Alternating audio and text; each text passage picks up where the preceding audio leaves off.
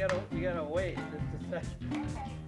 Let's give you some time. Are we ready, Chris? Yeah. Okay.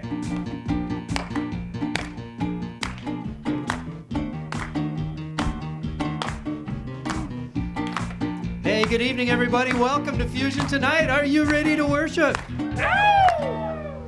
Yahoo! What kind of a show do we have for you tonight? A good one? Yeah, you got that right.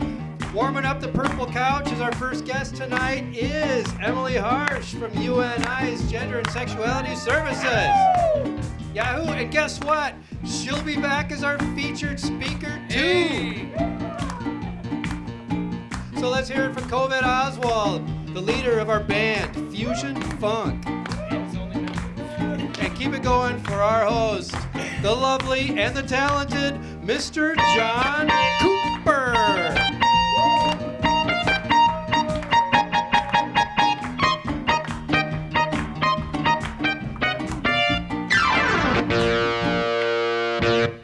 Yeah.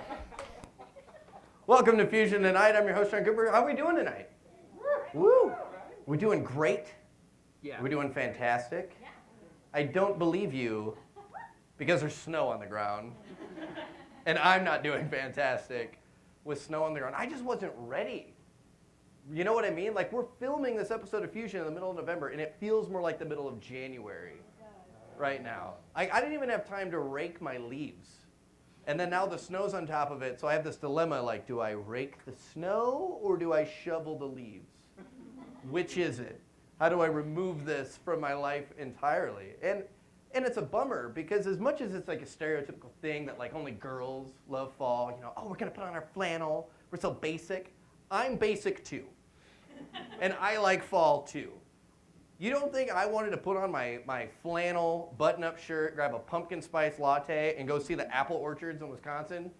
I wanted to do that. And it used to be this month-long thing, right? As soon as the leaves started falling, we're like, hey, we have a couple weeks here. Let's pick the right weekend. We're going to go do the corn mazes. We're going to get some apples. And now it's like one day. You get like one day, and it's a Tuesday, and you miss it. And it's terrible. It's awful. But at the same time, as I think about it, sometimes good things happen when they are only offered one day. And today we have something special to offer that's only here tonight this one time. And Emily Harsch is going to be on our show tonight. Woo! Yes. So I'm excited. We have a great show. Let's get to it and give it up for the man on the piano, Mr. Covid Oswald.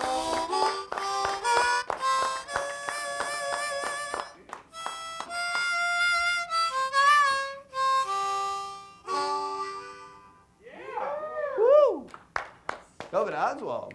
Yeah. I like that. It had kind of like a Folsom prison vibe. I feel like I'm in prison because I'm in the Midwest and there's snow outside. Very appropriate.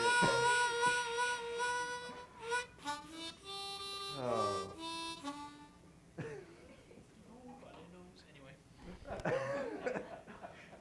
All right, we have a fantastic show for you guys tonight. I'm so excited. Before we can talk to Emily and we learn so much from her, we have to do here at Fusion what we call our open mic time. And if you're more familiar with a more traditional style of worship, it looks a lot like Joys and Concerns. So this is your chance to share whatever's on your heart, your mind, whatever you want to lift up tonight. Now is your opportunity. Does anyone have anything that they would like to share? All right, nice and brief. With that, let us bow our heads in a time of prayer. Gracious and Holy Father, we are so blessed to be gathered in this space, to be with one another, and to be with you. Lord, first we celebrate the news of Joe and Kat's union in your name. May their marriage be a blessing to each other and to those around them, and may they stay together and form a bond that leads to some great things from the both of them.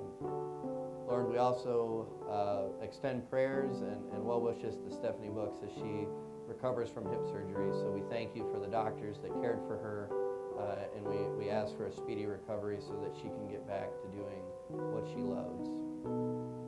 And Lord, we want to send prayers to Tim Burton and hoping that everything's all right and that he can get home soon. And we want to Send prayers to everyone out there tonight that's got long distances and short distances to drive. The weather has not been kind the last couple of days, and the roads are slick, and we just ask that you help make sure that everyone gets home where they need to be and everyone can make it safe and sound.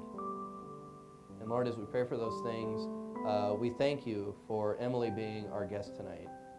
We are excited to hear what she has to offer and share as she talks to us and teaches us about ways to be better people in regards to our LGBTQ plus brothers and sisters. So allow us to have open hearts and open minds and to hear her message and to hear her words so that we can better treat people as you would, and that is with unconditional love and empathy and compassion and understanding. And Lord, as we pray for these things, we do so with the prayer that your Son, Jesus Christ, taught us, saying, Our Father, who art in heaven, hallowed be thy name. Thy kingdom come, thy will be done, on earth as it is in heaven. Give us this day our daily bread, and forgive us our trespasses, as we forgive those who trespass against us. And lead us not into temptation, but deliver us from evil. For thine is the kingdom, and the power, and the glory forever. Amen.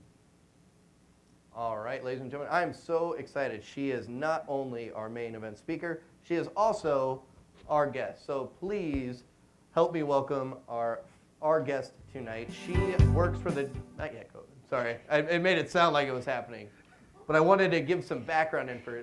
She works for the Gender and Sexuality Services at UNI. She is the first person to be appointed full-time to work with LGBTQ plus students and programs all across campus. She does wonderful work, and I'm excited to hear from her. Please give it up for Emily Harsch.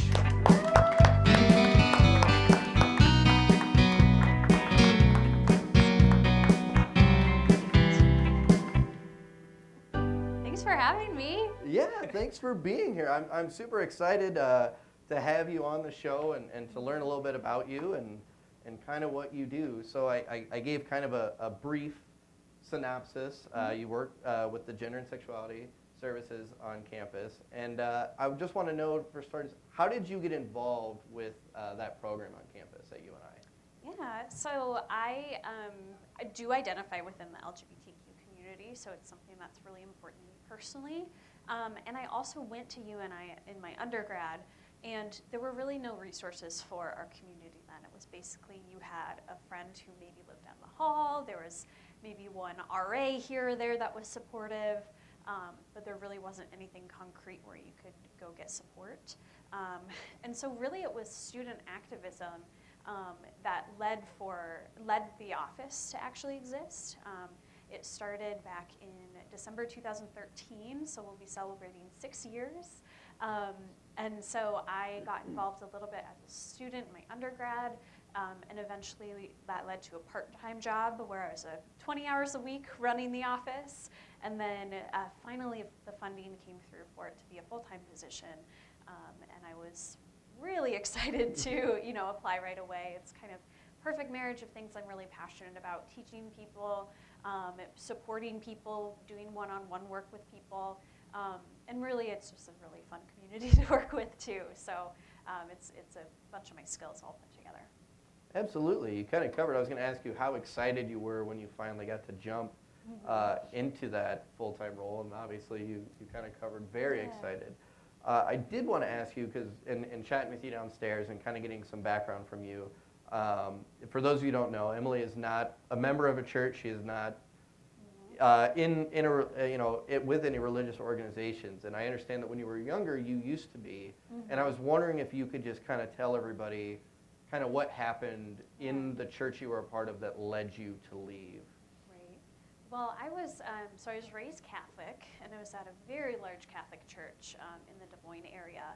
And I was extremely involved. I went to church really twice a week. We had youth group. I was a youth group leader. I led church choir. I was extremely involved. And I started to be a youth group leader where I would really kind of develop what programming looked like for my peers. And I remember I had a friend who went to youth group who came out as gay. And I had a deacon who took me aside and said, we can be supportive and we can love him, but he's going to hell. And for me, that was completely at odds what I felt about this person that I loved. And wanted to be supportive of. And I remember talking to people that I trusted and adults that I cared about and asking, what is going on in this way? Why would we say this perfectly fine person is going to be going to hell just based on who they love? And for me, that was a turning point of, okay, this is no longer a safe environment for me. At the time, I didn't really know that I was questioning my sexuality and questioning gender, but internally that was what was happening, and so it was a red flag for me. And it really led me into a space where I did not feel comfortable in religious spaces, really until I started my job, actually, and I had to start working with people who were LGBTQ and Christian, and for me, that was kind of mind-blowing because I didn't know really any LGBTQ Christians. I just know people who were hurt by the church. And so for me, it became a space where I had to learn more about my own biases that I had and deal with some of that trauma so that I could enter into some of those spaces. And I remember actually going into Three House when I was starting my job and thinking, what the heck is going on? Why are all the rainbow flags here? Why are they asking me about inclusion? What's happening? So it's really exciting to see that there are groups that are embracing LGBTQ issues now. Sometimes with the same exact messages I grew up with as a sign of hate are now the same exact messages, but flipped to say radical love. So it's very exciting to see that too. Yeah, I'd say there's been a big movement in a lot of Christian circles. And if you've been following what's been going on in the United Methodist Church, you know that our denomination as a whole is not on the same page right now. I think you've been able to tell walking in our church, we fall more on the progressive side. I obviously can't speak for every member. We still have a very diverse group of opinions within the church, but I know, from our leadership and things like that. So I appreciate you stepping in if this is, out of your comfort zone. And that's, and it's hard to hear that, you walked away. I wish you would have started out Methodist. We don't even talk about hell, so maybe we could have kept you. You can't be afraid of something we don't talk about. So it's funny. I actually have a family member who's Methodist, and it's the black sheep in the family. Which means she's the most fun. I know. That's right. So, obviously, I want to save time for you to talk to us more about LGBTQ plus issues and ways that we can be better. So, I do want to ask you, what after you left the church, obviously you figured out who you were. Who your true self was, and you've been living in your truth for a while. What do you wish you could say to the church you left about who you are today and what your worth is as a human being? Right. I also think about the students that I work with. The ones who are struggling the most are honestly the ones who have some sort of a religious-based perspective from their family or however they grew up, where it's not accepting, or it's kind of this, radical damnation of you for no just reason. It's just because, is kind of how it seems. And I would really encourage people to look beyond just the kind of the beater passages that are out there, the clobber passages that say, you have to hate this person for being LGBT, or you have to say these horrible things to them, and really think about a person's humanity. And what's the big deal if someone does love someone from their same gender? Or what's the big deal if someone does transition? Or what's the big deal if someone doesn't quite identify how you understand them? At the end of the day, everyone's human and everyone deserves love, everyone deserves empathy. And LGBTQ people are some of the nicest, most accepting people I've ever met. So chances are they're here to accept you as much as you can accept them in the future. Absolutely. Well, I'm excited to hear you speak, and I want to say I can speak on behalf of myself. I know I can speak on behalf of my pastors and a large majority of the body that's at this church, but you are so welcomed here, not just because you're a child of God, but because of who you are inside and out. And you are loved and accepted for exactly who you are, and we're so glad and we're so blessed that you are here to share your message tonight. Yeah, so, thank you. ladies and gentlemen, please give it up for Emily Harsch. All right, we are now going to move into our offering time, and every month here at Fusion we like to give all of our funds to a specific cause, and November is not time for Christmas, despite what the few people on your block who already put lights up might think, it is time for Thanksgiving first and foremost. So all of our money this month is going towards the Northeast Iowa Food Bank to help provide Thanksgiving meals to those that really, really need it. So $25 provides ham, fresh produce, dairy, and bakery items, and you can donate any of the remaining food items. $35 provides a full course meal, including all of those things, including vegetables and dessert. So we think about Thanksgiving as this time for lavish meals and family time, and not everybody is blessed enough to have those same experiences. So this is just our way to give to a great cause, to make sure that everybody receives a warm meal on Thanksgiving, and in turn feels some love during these hard times for them. So we don't have a giving plate. We have 2 jars on each side of the room. So while the offering song plays, I encourage you to stand up, stretch out, and give as your heart calls you to give. This is your time for offering.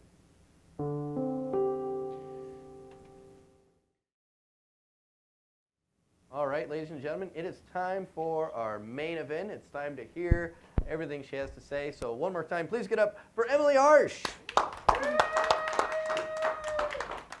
Hi, everyone. Thanks again for having me. My mic's on. Correct. Good. Okay. And I want to thank also Matt for inviting me specifically. I've gotten to know Matt and Scott a little bit through a monthly clergy lunch that we have.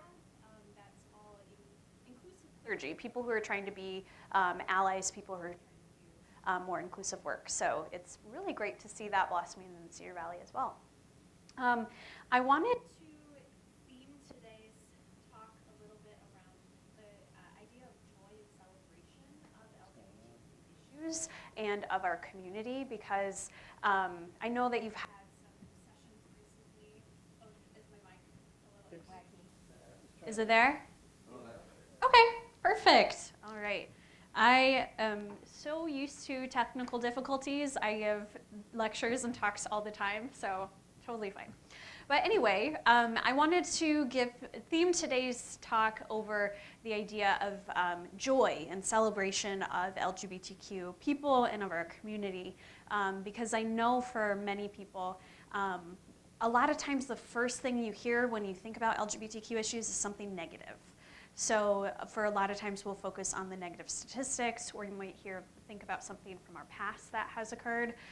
So I do want to kind of challenge that narrative and think a little bit about celebration as well, and not just thinking about how we can do, or how we're failing, but how we can do better. And so this is kind of an abridged version of what I called Safe Zone Ally training on our campus. So before I do get into the joy, I do want to kind of talk about the reasons why we need to celebrate joy, or why that's a really big purpose. And that's because there are a lot of barriers to joy for queer and trans people in the world. So I'm going to talk a little bit about some violence, a little bit about suicide as well. So if you do need to kind of tune out for a second, this is your warning for that. But for the people in this room, go ahead and raise your hand if you have heard the word gay used in a negative way. Okay, that is everyone in the room. And that's true still for kids who are growing up today too. The word gay is used in completely negative ways, when really it means, and the core root is really happy. And we're really just talking about people living their lives, going about their business in their own ways. So that's still something that's still very prevalent. How about raise your hand if you've ever heard someone argue about a transgender person using a bathroom, or trying to argue people shouldn't be allowed to use the bathroom, or there's something dangerous about them. Yeah, okay, so I'm seeing a bunch of nods, lots of hands rising as well. And that's a really big issue, especially I think when we think about humanity and dignity of people. If we're arguing that people shouldn't be able to go to the bathroom, right? I mean, that's a huge barrier to being able to live your life. And then the last one I want to ask you is raise your hand if you've heard someone say that LGBTQ people are going to hell. Yeah, I think that's most people as well here too. And I just think about the violence of that statement for a second. If you're wishing someone to go to hell, if you're wishing them to eternal damnation, or if someone is saying this about people, how inherently violent that is to a person. That's harmful, right? And so I want to honor that. That's something that a lot of LGBTQ people face, but it's definitely something we need to start counteracting as well. A couple other things to be aware of. Did you know that it is legal to fire someone for being LGBT in 26 states? That's over half the country. You can be legally fired and your boss says, oh, it's because I found out you're gay and I don't want you here. And in Iowa, you are not legally allowed to fire someone for being gay unless it's for a religious reason. So I grew up in the Des Moines area, and we had a school who fired someone for getting married to his husband.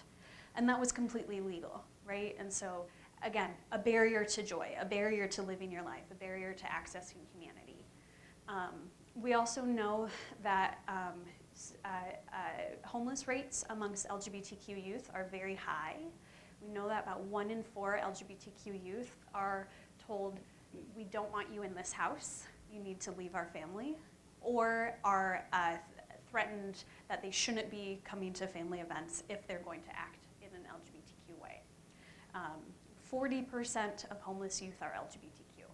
It's not because of something inherent, it's because of other people. Again, those barriers that we're putting up. And then the last kind of barrier to joy that I want to talk about is suicide rates. For transgender people, 1 in 2 will attempt suicide in their life. 1 in 2. That's not just having suicidal ideations, that's actually going through some of the processes. When I work with our transgender community, I know the vast majority of them have had at least once or twice in their life a serious thought of ending their life. And that's a reality for many people in our community. That's kind of when we engage with one another. I think that's why we try to do so much celebration. We try to focus on the joy. We try to celebrate and lift up one another because there are so many threats to our humanity. There's so many threats to our lives. There's so many threats to us just being people and trying to have a happy, healthy life. So I say that because I think it's also important to make sure allies are also not adding barriers to people's lives and are seeking those opportunities to lift people up and to focus on some things that are going to make that person's life a little bit easier, a little bit more joyful. So to start that off, I want to give a bit of a debrief about some terminology pieces. Not very many people have an LGBTQ class in their life or know much about the community. So I think it's helpful to just make sure we're all using the same vocab. Starting with something called sex assigned at birth. How many people in this space were taught that sex and gender were the same thing when you were a kid?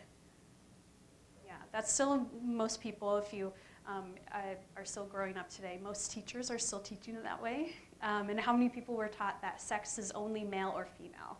And that's it. Yeah, I think that's most people. There is an intersex community as well. So when we're thinking about sex through a biological lens, it's a lot more complicated than just external genitalia. We're also talking about our internal reproductive organs. We're thinking about chromosomes, hormones. And we think about sex through a scientific, just an accurate lens. It's a lot more complicated than just check the blue box or the pink box. It's as common to be intersex as it is to be a natural redhead. So we're talking about a huge percentage of the world that is often erased or kind of forgotten about in our work. So sex is really the medical category and the legal category, usually M or F. Gender is more so, how do you identify yourself and how do you know yourself to be? If I asked you right now to respond, what's your gender? You would probably have a pretty gut reaction of what feels right for you. And that's the same for transgender people. When you say, what's your gender identity? They probably have a gut reaction of what feels right to them, regardless of how you're interpreting their body or how you're interpreting their birth certificate or their name or their appearance, anything like that. When we're thinking about attraction and orientation, that category is separate from sex and gender. You could be straight and be transgender. You could be straight and be cisgender, which means you're not transgender. Same as you could be cisgender and gay, you could be transgender and gay. There's a lot of complexity when it comes to identities. But I like to think of them as 3 separate categories that have a little dotted line between them. and really anyone who doesn't identify clearly as straight, so being attracted to solely just the gender that's different than yours in that binary, or people who identify with the male-female sex category they were assigned, or people who identify within the LGBTQ community. So I want to run through a couple of those identities real quick. So I'm going to ask for some audience participation here for you to shout out a word when I say the letter. So to talk about the LGBTQIA acronym, what does the L stand for? Lesbian. Lesbian, yeah. So a woman who's attracted to other women. How about the G? Gay. Gay, yeah, absolutely. So a man who's attracted to other men, or sometimes an umbrella term for the community. And some people feel comfortable with that as a term for them, some people don't. So it's getting to know what terms people use for them. How about the B? Bisexual, yep. So it means attraction to two or more genders. The T, what does that stand for? Trans or transgender, yeah. And it's important to use transgender as an adjective. You can't transgender a person, so they can't be transgendered. What does the Q stand for? Queer or questioning. Yeah, so it's a twofer there. I like the word queer because it's a word of flexibility, it's a word of solidarity with other people in the queer community, but it does carry a lot of negative baggage for people. It's been used as a slur, it's been used to harm people. And so I never force people into identifying as a queer person, but it is a handy umbrella term to use for our community. The I said earlier, stands for intersex, which means you don't identify, or your body doesn't fit typical categorizations of male, female. And then has anyone heard the A? What does A stand for? It stands for asexual. So it means people who don't identify as experiencing attraction to other people. So that's just kind of the tip of the iceberg for some identities. There are so many more identities that are coming out as people are getting to know their experiences a little bit more and as language is developing more fully as well. So if you have someone who uses a terminology piece that you're not knowledgeable about, that's completely fine. Just ask them what it means for them and ask them how you can support them in their identity. And most queer people will be very happy to answer your questions as long as you ask them in a private location. Sometimes we don't want to answer these invasive questions in a public space. And as long as you're offering the same amount of support to that person as you're asking from them. So kind of think about if they're providing you all this education, you should provide them the same amount of support. Tip the scales, make them the same. Another terminology piece that comes up is ally. And I like to think of ally as an identity that is an honor bestowed upon you by people from the LGBTQ community. It's also a practice. So I like to practice allyship for other people within the LGBTQ community. You can't just claim allyship one day. It actually requires you to do things. My training that I do on campus, Safe Zone Ally training, is public if you're interested in learning more. But I do want to give you a couple tangible tips to think about today as some takeaways if you're wanting to practice allyship. The first one for you to think about is to honor coming out as a time of celebration. A lot of people, when they have someone who comes out to them and says, oh, well, I think I might like girls, or I think I might be trans, or what have you with that, sometimes people will ask questions like, are you sure? Or why do you think this?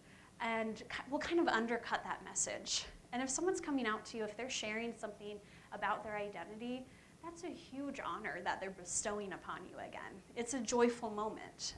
And if you can be someone who's celebrating with them, that's asking some questions about how can I support you in this identity? You know, who else knows? And who else, is there anyone you would like me to share this information with? Or is this something you want me to keep private until you're ready? Can I help connect you to any resources? Can I help get you anything? Those can all be really positive questions to think about when someone's coming out. So treating it like the celebration it is. It's a huge sign of respect that someone might be coming out to you. A very simple thing you can do is just to thank them as well. They're saying more honestly about you as a person and you being a safe person that is hopefully going to be an ally to them, then it says about them as well. Another thing I'd encourage you to think about is what are those visible and visual markers you're doing to invite LGBTQ people into your life and into your spaces. People aren't going to know that they're welcome unless there's some sort of an invitation. So for some people that might be hanging up a pride flag. For some people that might be having events like this where you talk openly about LGBTQ issues. A really quick tip that I like to use as well is when you're in new spaces or when you're trying to claim a space as safe and you're introducing or getting to know new people, introduce yourself with your gender pronouns. So I'd encourage you for a second to think about, okay, what pronouns do I use? It might be she, her, hers. It might be he, him, his. It might be they, them, theirs. There's a lot of different gender pronouns out there. Not everyone uses the pronouns that you might assume for them. And it can, again, cause that barrier to joy, barrier to humanity when you use the wrong pronoun for someone. And regardless of if you catch it or not, that's a little ding in that person's armor, right? That's a little kind of pellet of badness, really, that you're adding to their life. And so I do like to ask people what their pronouns are if I'm not sure, if it's in an appropriate sense. So a lot of times if I'm introducing myself and I share my pronouns, I might say, hey, my name's Em, I use she or they pronouns. What do you go by? Or it's nice to meet you. A lot of people will refer back and say, hey, this is what my name is and these are my pronouns. Or they might say, hey, this is my name. What the heck are you talking about? And so you could then take that as an opportunity to educate people about, hey, not everyone uses he or she pronouns. Not everyone uses the pronouns we might assume for them. I'm trying to practice allyship to the trans community, and so that's why I'm sharing my pronouns. It could be a very simple way to introduce people. But for the trans people in that space, and often LGBT people who are not trans also, a lot of times that's a clear invitation to, okay, yes, this is now my safe space. I can come talk to this person. This is a space where I can be authentically me. And that's huge. And then the last kind of takeaway I really want you to think about is trying not to be a barrier to someone else's joy, a barrier to someone else's humanity, and trying to take down those barriers when you see someone else putting it up. I'm going to share a quick story of recently I had an experience where I chaperoned a group of LGBT students at an LGBT conference. And everyone in this conference stayed at the same hotel. It was also the same hotel as a kids' volleyball tournament. So we had a lot of LGBTQ people. We had a lot of unassuming people who had no clue what was going on. Another fun fact about a lot of LGBTQ people, not all, is that some people like to experiment with their gender expression in different ways, and that can sometimes turn into rainbow-colored hair. So there's sometimes a lot of different fun hair colors going on. So we just had this conference and we're checking out and we're in the hotel elevator going downstairs, and it was me and a family of 3, a mom, dad, and a little kid who was playing volleyball. And the dad immediately, when the door shut, goes, oh, well, did you see that there was this LGBT conference? There were a bunch of rainbow-haired weirdos downstairs in the lobby for breakfast. And so immediately I go, okay. Am I going to confront these people that I have no clue in this small contained elevator as I'm on my way to go check out of the hotel and drive 7 hours back to Iowa? Or what am I going to do in this situation? And thankfully, the mom right next to him stepped in and immediately said, so what? What's the big deal? And so he said, well, I just thought, they looked a little funny. And she said, I think I'm completely fine with it. That's not a big deal at all. And it was just such a cool moment that she did that in front of her kid and stood up for complete strangers she had no connection with at all, and stood up for inclusion in that small space. Super small moment, but that barrier was starting to go up and she tore it down, and I didn't even have to say anything. It was great. It was such a relief for me.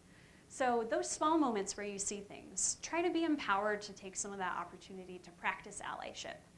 I have no clue if she was trying to be an ally. She was just being a nice person in that circumstance, and it had a good ripple effect for me where I no longer had to deal with that. And what a powerful learning moment for their kid as well, to see that moment of inclusion.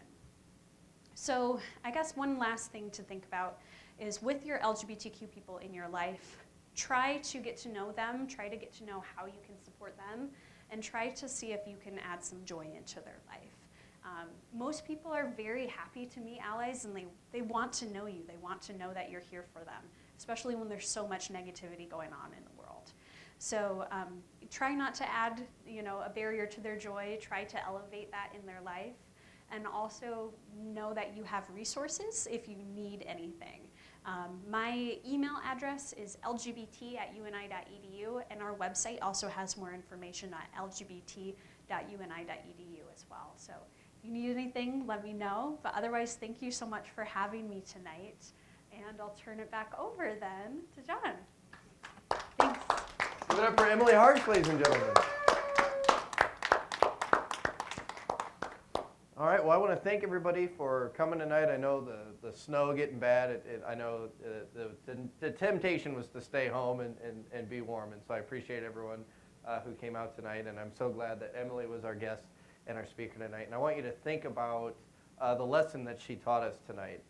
It's a lot of new information for some of us, and how to deal with these complex issues and how to relate to people we might not understand, or that we might have been conditioned from a young age to purposely not understand. And especially within our United Methodist denomination, as we deal with the fracture over this very issue, I think it's important to take her lessons to heart and how we treat people and understand people and give people a chance to live as themselves. We worship a God that loves us for who we are inside and out, and I think this is a great chance for us to take steps to make sure that we love others no matter who they are or how they identify in that same way. So take that with you tonight and every day as you go out in the world and be Christ for one another. Have a great week, guys. Thank you.